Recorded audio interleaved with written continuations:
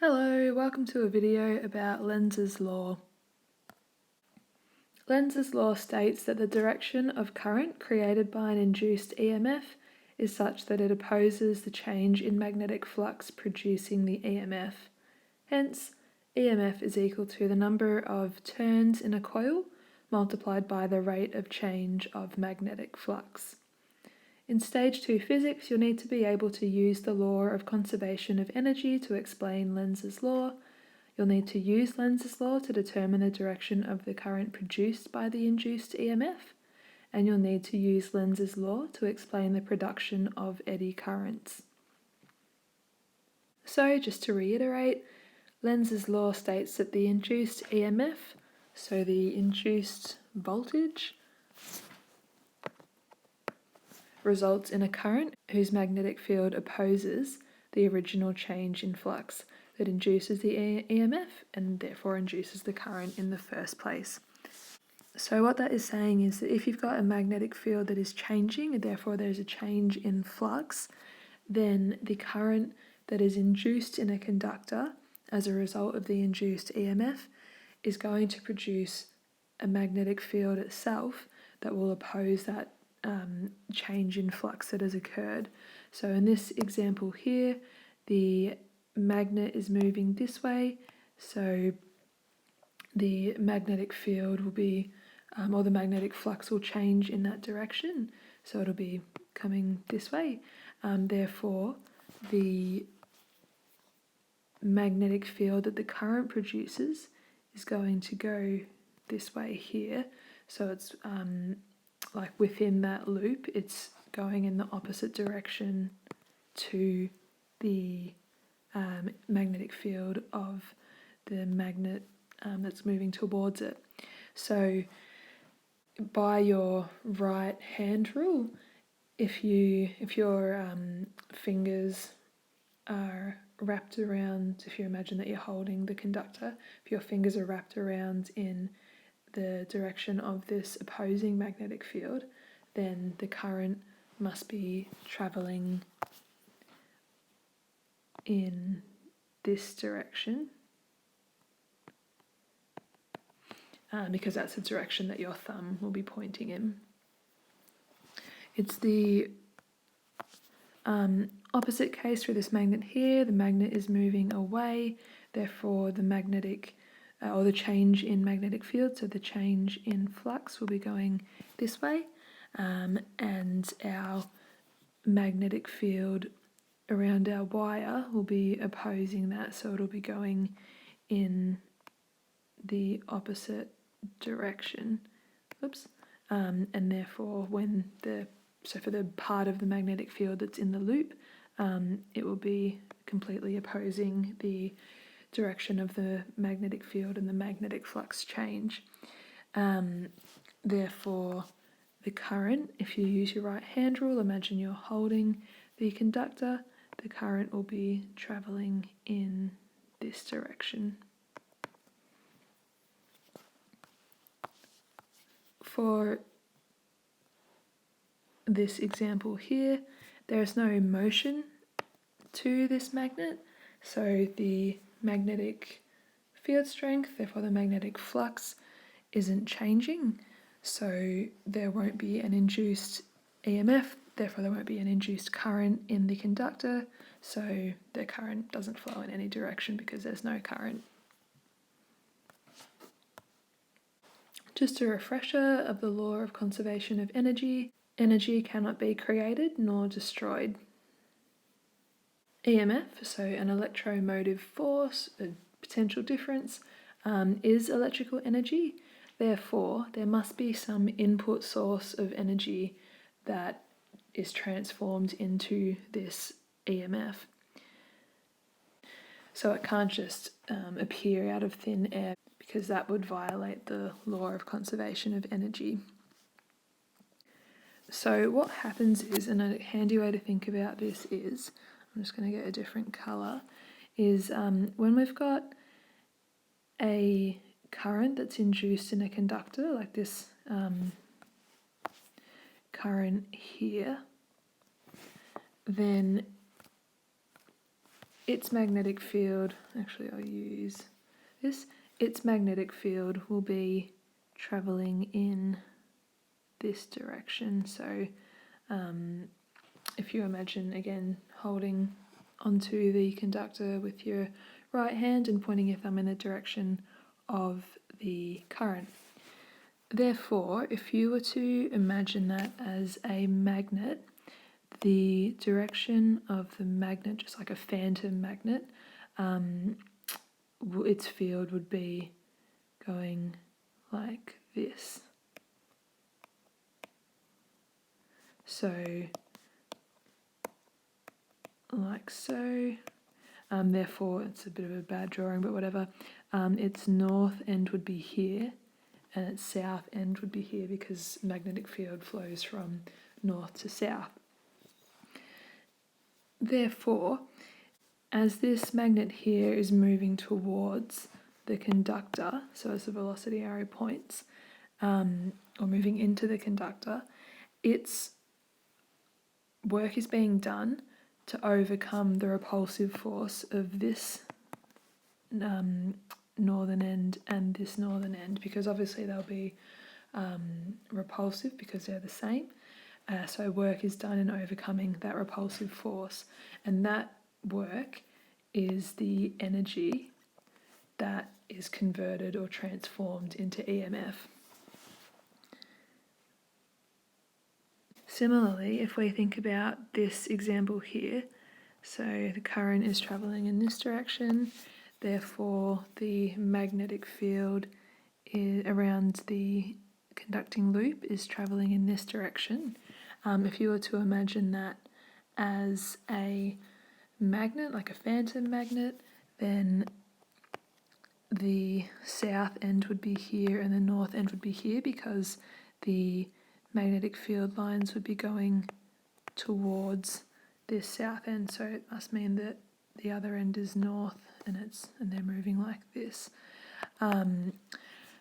So in this situation, the EMF is induced, or the EMF is the result of work being done to overcome the attractive force between the north end of this magnet and the south end of this magnet, because this magnet is moving in this direction.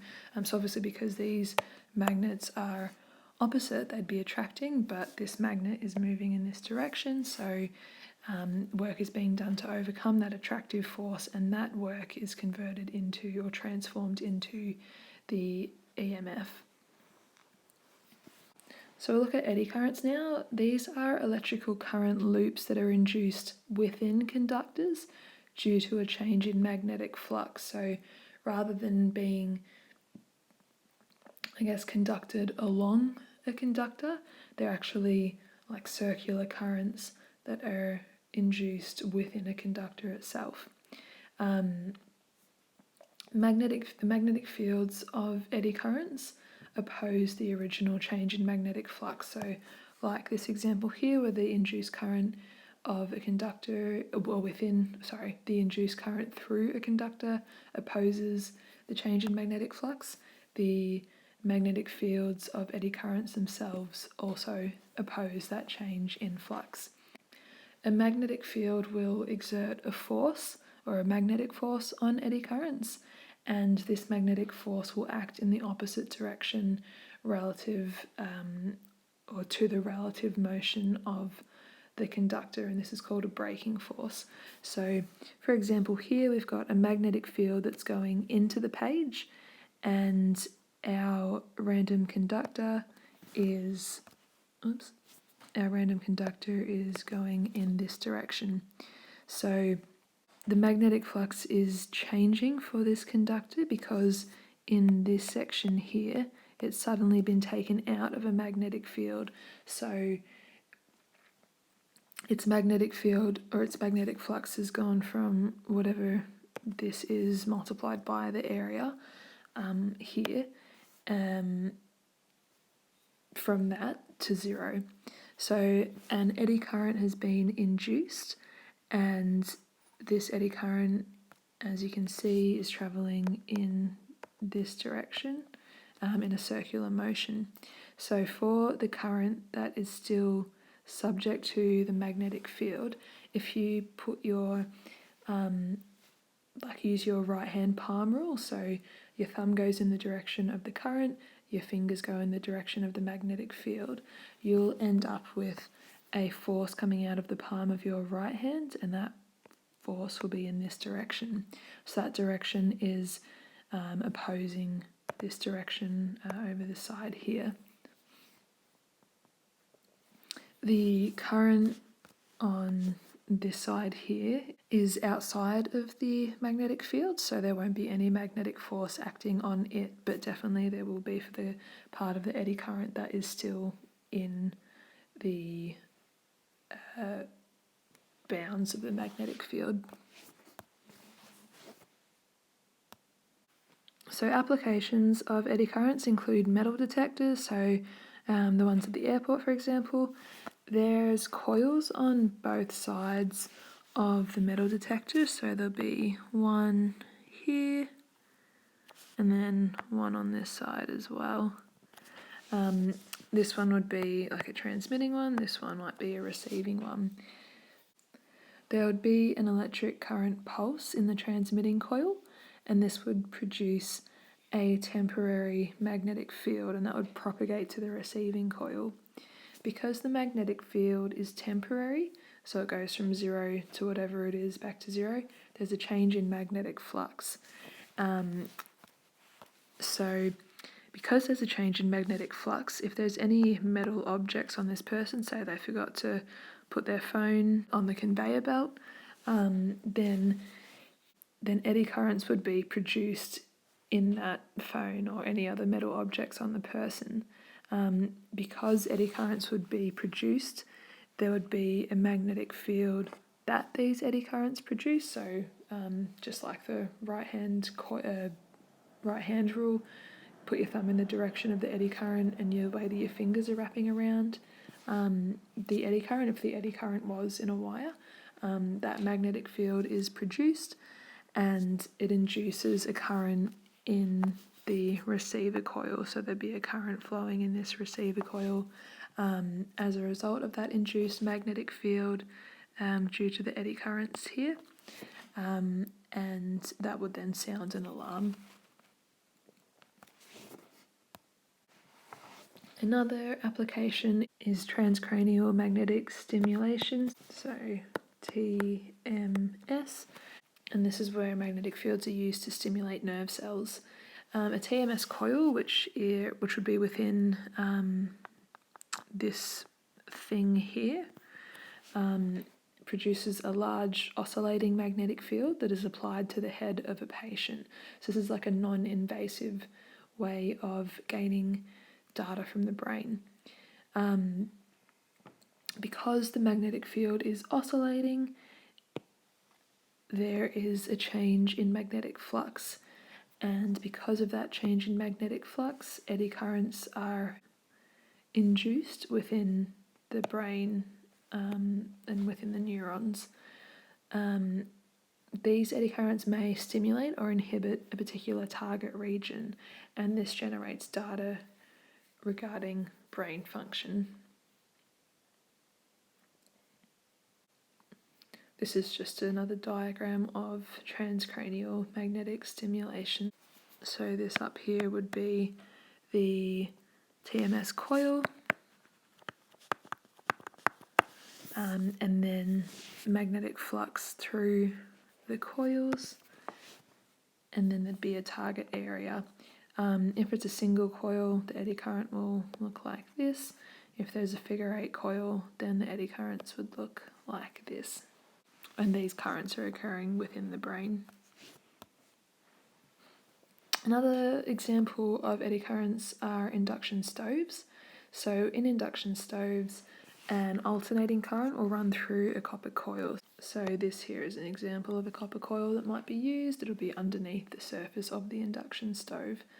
So because the current is alternating, so switching back and forth rather than being a direct current, there is a change in magnetic field in the coil, and therefore a magnetic flux is produced, because a magnetic flux is a change in magnetic field through a given area.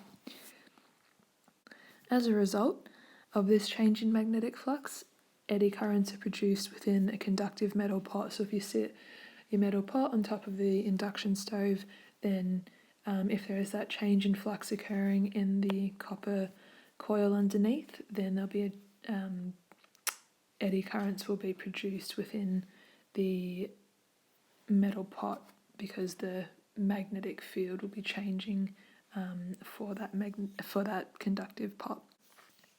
The electrical energy of eddy currents, so within the pot where these eddy currents are occurring, the electrical energy of those currents is transformed into heat due to the resistance of the metal pot. So within the pot there'll be resistance that gets transformed into heat, and it's that heat that will then cook your food.